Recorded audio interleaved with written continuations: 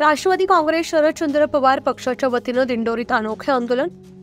दिंडोरी येथे आज 28 रोजी राष्ट्रवादी काँग्रेस पक्ष शरदचंद्र पवार वतीनं महायुतीचे काळे कारनामे या आशयाखाली अनोखा आंदोलन करण्यात आलं। आंदोलनात महायुती सरकारनं त्यांच्या कार्यकाळात केलेल्या काळ्या कारनाम्यांची माहिती पत्रकाद्वारे सर्वसामान्य जनतेला वाटून महायुतीचा भांडाफोड केला। काळ्या फुग्यांवर महायुतीचे काळे कारनामे लिहून एक फुगा फोडून महायुती सरकारचा निषेध केला। च्या निमित्ताने राष्ट्रवादी काँग्रेस शरद पवार गटाच्या तर्फे महायुती सरकारने जे काही काळेनामे केलेले आहेत, जसं शिवाजी महाराजांच्या पुतळ्यामध्ये त्यांनी केलेले भ्रष्टाचार, त्याचप्रमाणे अनेक ठिकाणी त्यांनी केलेले भ्रष्टाचार, या भ्रष्टाचाराची दहीहंडी फोडण्याचं आज आम्ही या महाविकास आघाडीच्या मार्फत काम केलेलं आहे। भविष्यामध्ये असे कुठलेही पाप झाले तर महाविकास आघाडी भविष्यात अशाच पापाची दहीहंडी यांच्या नावाने फोडतील असंच या ठिकाणी मी व्यक्त करतो। आणि यांचा ज्या काही भ्रष्टाचार केला आहे, यांच्याकडून जे शिवाजी महाराजांच्या पुतळ्याची विटंबना झाली त्याचा जाहीर निषेध करून ही दहीहंडी फोडतो आहे। सर्वात प्रथम मी आपल्या माध्यमातून परवा जो रयतेचा राजा छत्रपती शिवाजी महाराज यांच्या पुतळ्याची जी विटंबना मालवणमध्ये केली त्याचा धिक्कार आणि निषेध नोंदवतो। ज्या राजाने रयतेसाठी आपलं आयुष्य घातलं, त्या राजाचा पुतळा साधा या महाराष्ट्रातल्या आणि केंद्रातल्या सरकारला भ्रष्टाचारापायी नीट बसवता आलेला नाही।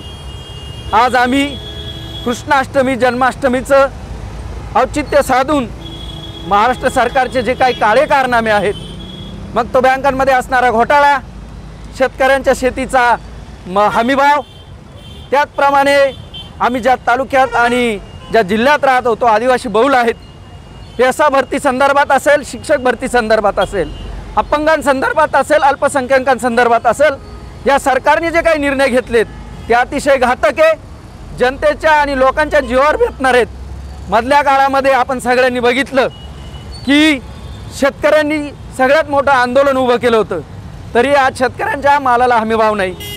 आम्ही सगळे युवक इथं तुम्हाला दिसतोय, पण शिकलेल्या युवकांनी बाहेर पडल्यानंतर काय करायचं तर तो बेरोजगार होतो आणि कुठल्या तरी चुकीच्या व्यसनाला लागतो, चुकीच्या कुठल्या तरी गोष्टीमध्ये सहभाग घेतो आणि तो कुठंतरी आपल्याला चुकीच्या गोष्टी करताना बघायला मिळतो। त्याचं सगळ्यात मोठं उदाहरण जर आपल्याला द्यायचं झालं तर पुणे आणि पुण्याच्या नंतर पुन्हा मुंबईनंतर नाशिकची अवस्था होत चालली आहे। काल परवा जे शहापूरला जे घडलं आहे, एक छोट्याशा चिमुकलीवर जो अत्याचार झाला आहे, ती इतकी निंदनीय आणि घृणास्पद घटना आहे की याचा सगळ्यांनी निषेध नोंदवून, आणि मी तर म्हणेल की गृहमंत्र्यांनी स्वतः ती नैतिक जबाबदारी घेऊन राजीनामा दिला पाहिजे होता, परंतु राजीनामा न देता शिक्षक मंत्री आणि मंत्रिमंडळ त्या शिक्षक संस्थेच्या मालकाला वाचवण्याचा प्रयत्न करतोय।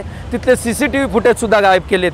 मी आपल्या माध्यमातून परत एकदा श्रीकृष्णाने कालिया मर्दनाचं मर्दन करून आणि जनतेच्या हातामध्ये गोकुळ जे नांदण्यासाठी दिलं होतं, तसं गोकुळ आज परत आपल्या हातामध्ये, जनतेच्या हातामध्ये यावं म्हणून हे महायुतीचं सरकार घालून परत एकदा महाविकास आघाडीचं शरदचंद्र पवार साहेबांच्या विचाराचं, जयंतराव पाटील साहेबांच्या विचाराचं सरकार आणून या महाराष्ट्रात परत एकदा गोकुळ नांदूया।